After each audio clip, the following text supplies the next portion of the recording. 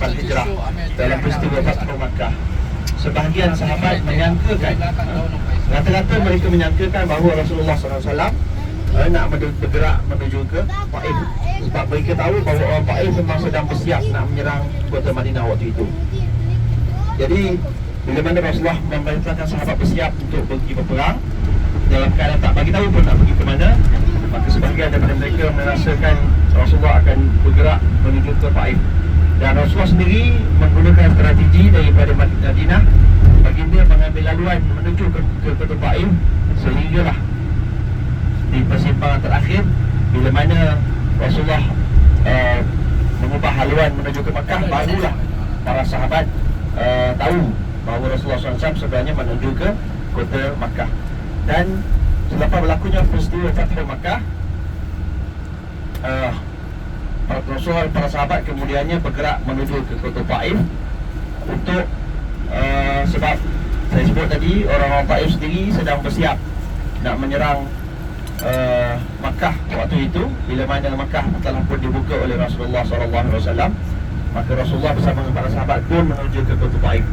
Ada beberapa peristiwa penting dalam peristiwa serangan ataupun peristiwa perang yang berlaku pada waktu itu. Rasulullah SAW yang menuju ke Taif, pada masa yang sama Rasulullah hantar utusan menuju ke Taif. Kemudian bila mana sahabat ni sampai di Taif, tengok persiapan orang Taif dan tengok kemudian dia terus berpatah balik menuju ke Masjid Mekah, bagi tahu Rasulullah bahawa orang Taif sedang bersiap nak menyerang umat Islam di Makkah. Dalam keadaan dia tertinggal satu maklumat bahawa sebaik saja dia bergerak daripada kota Taif, waktu itulah orang Taif bergerak juga daripada Taif menuju ke Makkah.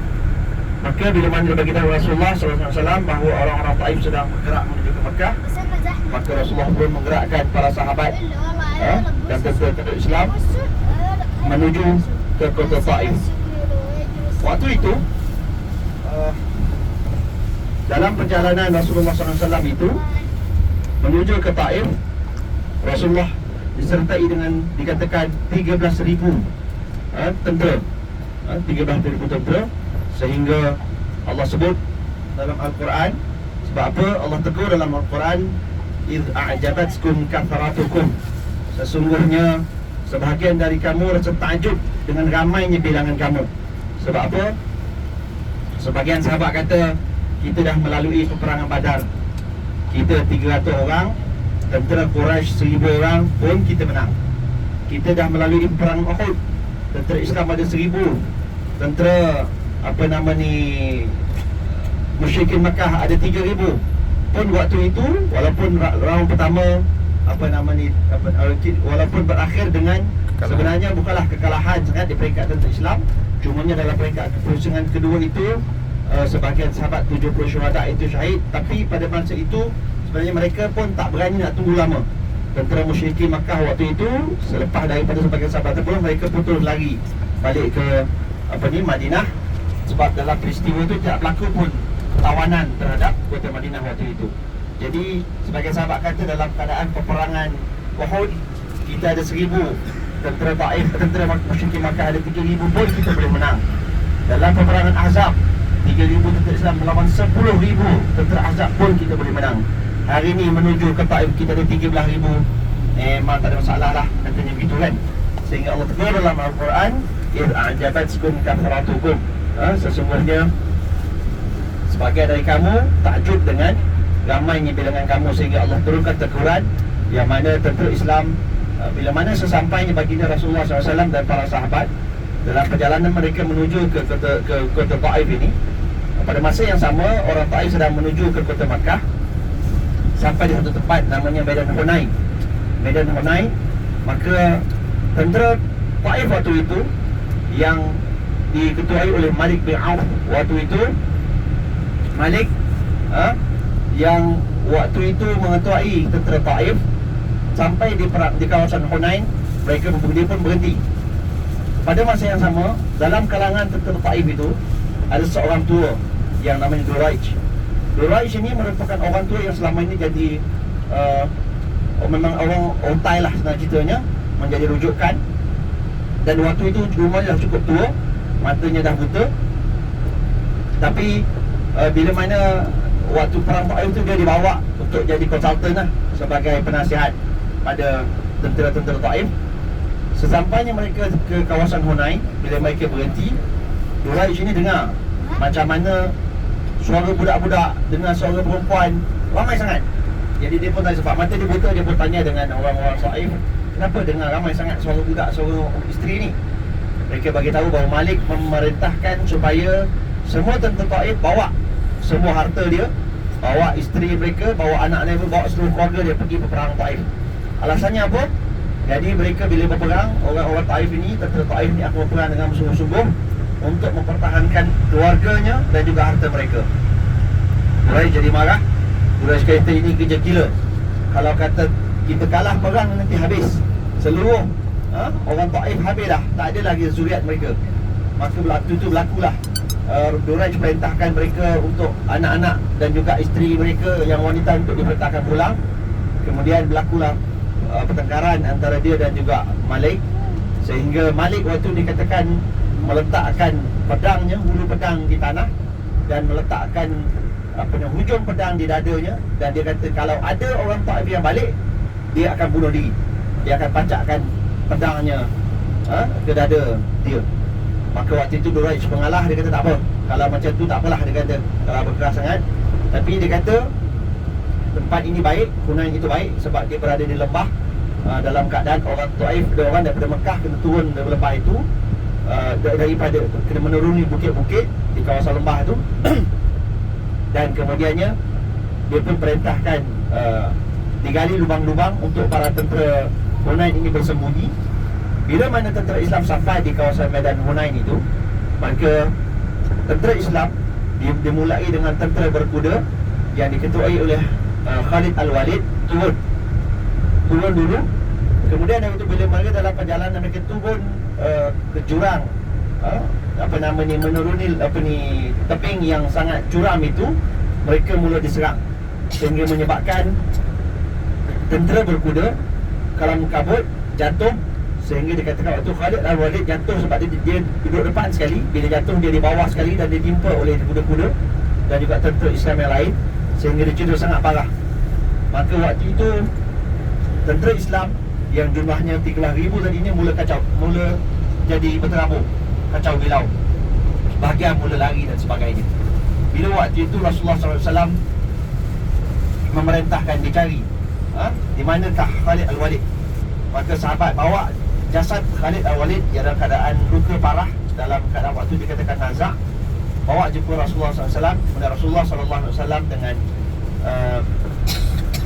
mukjizat baginda Rasulullah SAW, Rasulullah berdoa dan kemudian sembuhlah Khalid Al-Walid. Dia bingkas bangun dan kemudiannya dia kembali menyusun tentera.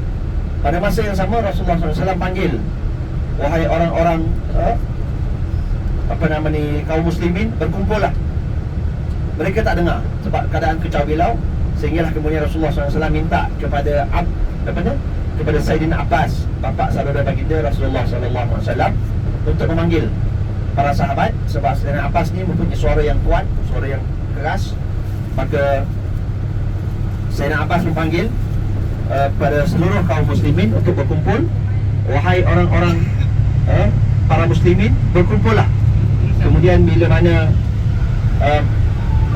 antara seruan yang diperintahkan oleh Rasulullah SAW adalah wahai pembai'ah Ar-Ridwan, berkumpullah. Maka barulah para tentera Islam kembali berkumpul, menyusun tentera, dan kemudiannya kembali menyerang tentera Taif yang berada di lembah Hunain tadi. Dan akhirnya menyaksikan pada pusingan kedua ini tentera Islam memenangi peperangan tersebut, dan Malik sendiri lari balik ke Taif, dan tentera-tentera Taif pula berterabur, kacau bilau. Dan banyak daripada macam saya sebut tadi, Malik memerintahkan supaya tentera-tentera Taif datang bersama dengan semua harta dan juga keluarga mereka, menjawabkan dalam peperangan Taif itu menyaksikan terlalu banyak harta yang dirampas oleh tentera Islam. Harta rampasan perang yang dirampas waktu itu cukup banyak, mengatasi daripada harta rampasan sebelum-sebelum ini. Dan pada masa yang sama, bilangan hamba yang ditawan dalam peperangan Taif ini juga sangat, dalam peperangan Hunain itu sangat ramai. Ada satu peristiwa menarik dalam peperangan Taif ini, adalah seorang lelaki yang namanya Duraish ni tadi, dalam keadaan dia buta, dia diletakkan di atas satu usungan di atas seekor unta. Bila mana tentera dah kacau bilau ini, maka dia pun sebab dia duduk dalam usungan tu, dia pun tak boleh, dalam mata dia pun tak nampak, maka unta dia berjalan tanpa hala tuju. Kemudian ditemui oleh seorang sahabat, seorang anak muda. Bila mana dia jumpa Duraish ini, maka dia cuba bunuh Duraish ni dengan pedang dia sendiri. Tapi nak ceritanya ialah, wallahu ta'ala alam, dia katakan Duraish ni dengan kemahirannya, senjata yang digunakan oleh sahabat ni, anak muda dia tak mampu nak melukakan dia. Sebab dia katakan dia ni memang kulitnya pun sangat tebal dan sebagainya. Maka di kali itu satu peristiwa menarik. Duraish kemudian tanya dengan anak muda, siapakah kamu? Dia sebut nama, saya terlupa nama sahabat ni. Dia sebut nama dia, siapa nama, ditanya dari mana. Kemudian dia sebut, sampaikan pesan kepada ibu kamu, ingatlah peristiwa bagaimana satu ketika dulu keluarga mereka dibebaskan oleh Duraish. Maka satu lagi dia kata, kalau kamu nak bunuh aku, pedang kamu memang tak boleh, dia kata. Kamu ambillah pedang dekat belakang, dekat tunggangan dia tu, gunalah pedang itu untuk bunuh dia. Maka pemuda ni pun ambil pedang tu dan bunuhlah Duraish ni dengan pedang yang dibawa oleh Duraish ni. Maka Duraish pun terbunuh dalam peperangan Hunain itu. Tak cerita gentlemannya seorang yang bernama Duraish ni, walaupun umur dah tua, dia bagi dia nak mati dalam medan peperangan, maka dia matilah dalam peperangan Hunain itu. Itu yang berlaku. Dan dikatakan waktu bila mana anak muda ni balik bertemu dengan ibunya dan cerita apa yang berlaku, maka ibunya pun menangis, menangkan betapa satu ketika kampung mereka pernah ditawan dan mereka dibebaskan oleh lelaki yang namanya Duraish ini. Jadi itulah sikit sebanyak tentang peristiwa perang Hunain. Dan selepas daripada peperangan Hunain itu, di dalam bila mana sebahagian tentera Taif ni lari balik ke Taif, sebahagian sahabat mengejar mereka sampai ke kota Taif dan kemudian mengepung kota Taif. Bila mana mereka mengepung kota Taif, berhari-hari, ada sahabat kata sampai seminggu, riwayat kata sampai seminggu mereka kepung kota Taif ini. Kemudian Rasulullah SAW bagi tahu, kamu tak akan mampu untuk mengalahkan mereka kali ini. Tapi sebagian sahabat kata, mereka dah kalah teruk dah dekat Hunain, kan? Kalau kita kepung ni 3-4 hari mesti menyerah, kan? Tapi Rasulullah kata mereka tak akan dikalahkan kali ini. Kemudian bila dah banyak hari mereka masih tak mengalah, maka teringat betapa Rasulullah SAW itu, ini kata yang kita tahu, in huwa illa wahyu yuha. Apa juga yang datang dari kalam Rasulullah SAW merupakan benda yang diwahyukan kepada Rasulullah SAW. Maka mereka pun akhirnya berundur balik ke kota Mekah dalam keadaan mereka tidak dapat menawan kota Taif waktu itu. Jadi mereka pun semua kembali ke kota Mekah. Dan selepas daripada itu, insya-Allah nanti kita akan cerita macam mana peristiwa waktu pengagihan harta rampasan perang yang cukup banyak dalam peperangan Hunain nanti, insya-Allah, yang mana peristiwa itu dikatakan berlaku di sekitar berhampiran dengan Ji'ranah, insya-Allah. Wallahu ta'ala alam. InsyaAllah kita sambung. Lepas ni kita dah nak sampai, sekarang dah nak hampir waktu masuk waktu zuhur.